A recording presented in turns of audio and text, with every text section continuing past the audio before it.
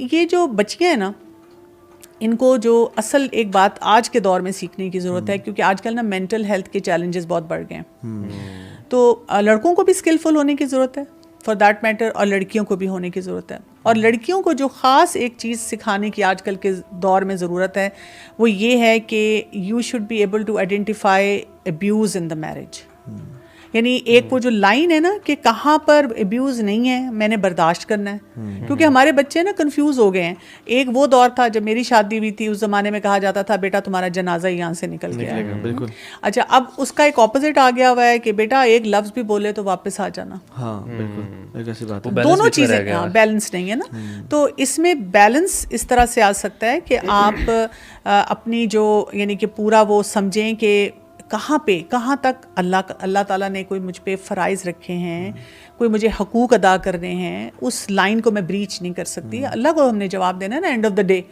तो ये जो ज़िंदगी के सारे रेले मेले लगे हुए हैं, खुशियाँ गम, हमने तो अल्लाह ताला को बताना है कि अल्लाह ताला जो आपने हमें सिस्टम दिया था, हम उसमें अपनी तरफ से पूरी हमने एफर्ट की है कि हम आपको राज़ी कर सकें। ये है ज़िंदगी का मकसद। वो जो एक सिंड्रेला स्टोरी है ना, हैप्पीली एवर आफ्टर, वो तो नहीं है, वो नहीं ना हम करें। और अक्सर तो स्टोरीज ख़त्म भी, शादी भी हुई है तो लिखा था हैप्पीली एवर आफ्टर। अभी तो शुरू हुआ है, अभी तो असल जंग शुरू हुई है। उसके बाद मूवी बन नहीं सकती ना, वो तो कॉन्फ्लिक्ट शुरू रहता है। हैप्पीली एवर आफ्टर लिख के मूवी खत्म कर देते हैं। वो कैसे दिखाएंगे कि वो सिंड्रेला पोछा मारी है घर में और गोल रोटियां पका रही है और पसीने निकल रहे हैं और वो सारा, और हस्बैंड घर से थका हुआ, ऑफिस से थका हुआ आ रहा है। वो बेसिकली उससे पहले पे वो इंटरेस्टिंग नहीं है ना, रियल लाइफ स्ट्रगल। ब्रो इसमें सबलिमिनल मैसेज क्या है कि your life is beautiful right before marriage. जो आपका रिलेशनशिप है ना, वो आपका असल ब्यूटी है।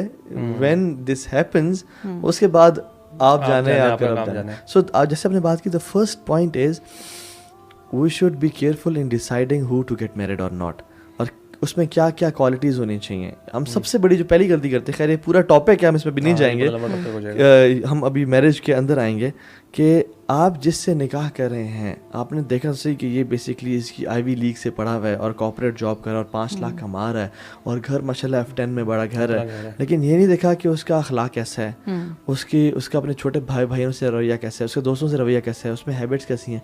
बस ये चीज़ देखी कि इतना बजट हो तो हमने पैसों के हिसाब से तोलते हैं लोग। अच्छा, एक और बात भी है ना यहाँ पे, जो आप ये बात कर रहे हैं, तो मैं फ्रॉम अ गर्ल्स पर्सपेक्टिव सोच रही हूँ कि कोई बच्चियाँ जो आपका प्रोग्राम देख रही हूँ तो वो कहेंगी why get into so much headache, ज़रूरत ही क्या है, मिट्टी पाओ छोड़ो, हम क्यों शादी करें, हम नहीं करते भाई, हम इंडिपेंडेंट हैं, हम पढ़ रहे हैं, हम अपनी कमाई करेंगे, हम अपनी मर्जी से जहाँ दिल चाहता है जाएंगे, we don't need man in our life.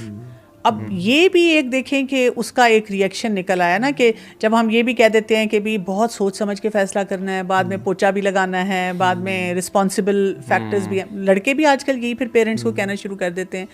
तो मुझे ना हमेशा से मेरे लिए इंस्पिरेशन शादी की जो होती है ना, वो सूरा रूम से आती है, जो आयत नंबर 21 उसमें है, जिसमें अल्लाह सुब्हानहू व तआला फरमाते हैं व मिन आयाती ही अन खलक़ लकुम मिन अनफुसिकुम अज़वाजा लितस्कुनु इलैहा व जअला बैनकुम मवद्दा व रहमा। यानी 3 फैक्टर्स, शादीशुदा ज़िंदगी में ये 3 फैक्टर्स होते हैं, आ सकते हैं, उन पे वर्क किया जा सकता है, उनको वर्केबल प्लान में लाया जा सकता है। सुकून, इस वक्त हर शख्स सुकून चाह रहा है।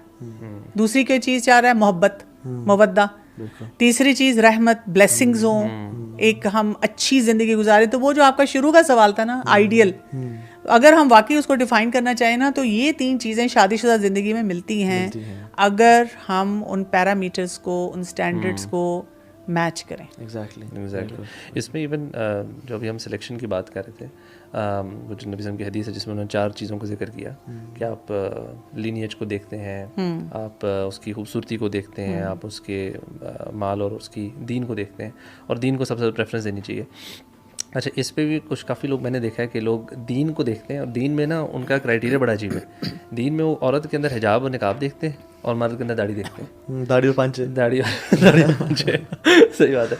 मतलब ये दीन का तो मतलब ये दीन नहीं है ना टोटल। दीन में अभी हमने जो पार्ट डिस्कस किया, इखलाक कैसा है, उसकी डीलिंग्स कैसी, पब्लिक डीलिंग्स जो मामलात है ना, आई थिंक दिस ये सबसे बड़ा इंडिकेटर होता है उस इंसान के दीन पे कितना वो दीन पर है।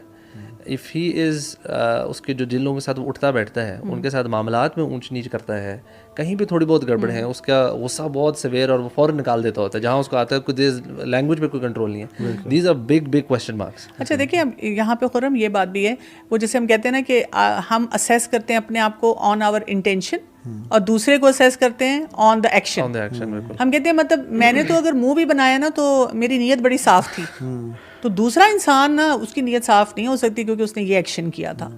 तो हस्बैंड वाइफ के कॉन्फ्लिक्ट में ये भी बहुत बड़ी बात होती है कि हम प्रूव करते हैं कि मैं ज़्यादा सही हूँ, मुझे ज़्यादा आता है, मैं ज़्यादा अक्लमंद हूँ, और वो जो दूसरा मेरा स्पाउस बता रहा है ना वो उसमें बहुत बड़ी गड़बड़ है। मेरे पास तो अक्सर लोग जब कोचिंग के लिए भी आते हैं ना तो वो चार ही होती हैं ख़वातीन के, किसी तरह मैं उनके मियाँ को ना कोई टेलीपैथी से या कोई रिमोट कंट्रोल सिस्टम ऐसा हो कि उनको ठीक कर दूँ। तो जब मैं उनको बताती हूँ कि इसमें आपको अपने आप को इन एरियाज़ में फिक्स करना होगा ना तो बहुत उनको तकलीफ़ होती है कि आपको तो ह्यूमन राइट के लिए खड़ा होना चाहिए। वो तो ये भी चाहते हैं कि बस हम और आप मिलकर इकट्ठे हस्बैंड ये बातें करें और तो आप भी मैं आपके पास ना हस्बैंड को लाऊंगी, आपने हस्बैंड सेट कर देना है। जैसे मैं कोई मैकेनिक हूँ, मैं कोई ना वो पेज कैसे हो, कोई नट लूजर जी बाजी ये आपके 500 रुपये हो गए, ये मैकेनिक है, ये बंदा ठीक हो गया। तो this is not the way, right. और वो एक कहते हैं कि before choosing look at the compatibility. Compatibility बड़ी इंपॉर्टेंट चीज़ है कि केमिस्ट्री कितनी मैच करी है आपकी। और उलमा कहते हैं कि वो जो है ना जिसमें तुम चार चीज़ें देखो, उसकी खूबसूरती, उसका नस्ल यानी उसकी लेगेसी कैसी है, प्रोजनी कैसी है, उसका माल और उसका हुस्न, उसका अखलाक या उसका दीन जो है। तो उलमा ये कहते हैं कि तुम पहले कंपैटिबिलिटी देखो और जब तुम्हें मिल जाए ना फिर उसमें दीन देखो। अगर दीन नहीं है तो you will be rejecting the compatibility. और अगर तुमने दीन देखा किसी में लेकिन कंपैटिबल ना हुआ तो you are rejecting the Deen, right. For example कोई अगर बंदा है जिसमें दीन है मगर कंपैटिबिलिटी नहीं है तो आप उसके दीन को रिजेक्ट कर रहे हो। लेकिन अगर आप किसी बंदे में कंपैटिबिलिटी है आपसे मैच करती है, उसमें दीन नहीं है तो उसमें दीन ना होने वजह से आप उसे रिजेक्ट कर रहे हो। So you are rejecting the compatibility not the दीन। सो कंपैटिबिलिटी और दीन का ये कॉम्बिनेशन के साथ चलना ना बड़ा ज़रूरी है। और हम शादी की तैयारियाँ क्या हैं, व्हाट है शादी की तैयारियाँ? शादी की तैयारियां चल रही हैं जी, उसका मतलब है बेडशीट्स ले रहे हैं, फर्नीचर ले रहे हैं, कपड़े ले रहे हैं, सोना ले रहे हैं, बुकिंग हो रही है मार्केट की बड़ी से बड़ी। और दीन शादी की तैयारी में कुछ समझ लेना ये एक कोइंसिडेंस होता है कि फ़लाँ चीज़ से मैंने सुन लिया था कि फ़लाँ टीवी प्रोग्राम लगा हुआ था, उसमें कोई लोग बात कर रहे थे ऐसे, तो कोइंसिडेंस से हम सीख रहे होते हैं। हालांकि असल जो इन्वेस्ट करना है अपने आप को, शादी की तैयारी असल ये है कि मैंने अपनी फैमिली सिस्टम को चलाना क्या है, मेरी आउट ऑफ रिस्पॉन्सिबिलिटीज़ क्या है। नहीं, उसमें तो अक्सर बताया जाता है तुम जाओगी ना अगले घर में सीधी हो जाओगी। हाँ बिल्कुल, तंग करियो ना यहाँ पे, अब तुम्हें पता चल जाएगा। दोनों जगह मुझे लगता है ये होता है, वो लड़के को कहते हैं कि इसको बीवी सीधी कर देगी, उसको कहते हैं उसको मैं ससुराल सीधा कर देगा। दोनों जब जाते हैं। और शादी के बाद स्टोरी ये होती है कि तुम बीवी के नीचे लग गए हो और लड़की को कहा जाता है कि तुम मियाँ को सीधा नहीं कर सकती, तुम उसको सीधा रखो। दोनों फैमिली से शायद यही ताने चल रहे होते हैं। अच्छा, वैसे मैं डॉक्टर आपसे भी पूछूंगा कि अगर आपसे मैं पूछूं कि टॉप 3 थिंग्स, आपके पास भी काफ़ी सारे केसेस आपको डील करती हैं, 3 ऐसी प्रॉब्लम्स जो मैरिज में आपको लगता है कि सबसे ज़्यादा कॉमन है इस वक्त। Intolerance for one another from both sides. Intolerance बहुत ज़्यादा मुझे नज़र आती है। दूसरा, ग्रेटिट्यूड की कमी नज़र आती है, शुक्रगुजारी नहीं है कि जो कुछ भी हम एक दूसरे को कर रहे हैं। और तीसरा, कम्युनिकेशन स्किल्स ठीक नहीं है। यानी कई दफ़ा आप दोनों बात सही कर रहे होते हैं लेकिन वो एक दूसरे से जिस तरह कम्युनिकेट कर रहे होते हैं ना वो दुरुस्त नहीं होता।